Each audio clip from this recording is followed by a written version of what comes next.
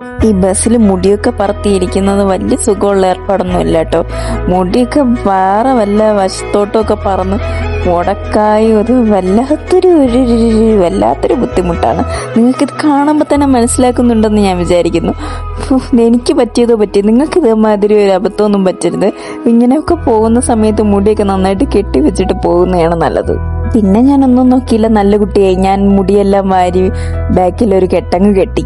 എനിക്ക് ഈ ബസ്സിൽ കയറിയ ഓരോ ഉറക്കം അത് നിർബന്ധ.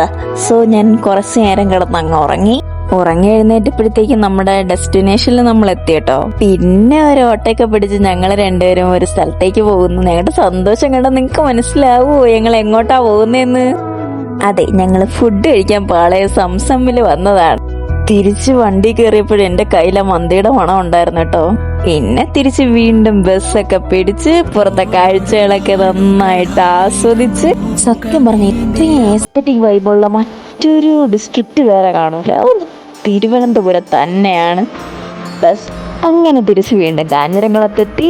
പിന്നെ വീഡിയോ ഇഷ്ടപ്പെട്ടെങ്കിൽ ലൈക്ക്, കമന്റ് ആൻഡ് സബ്സ്ക്രൈബ്. നല്ല ക്ഷീണമുണ്ട്. അപ്പം ഞാൻ പോകുന്നു. Bye bye.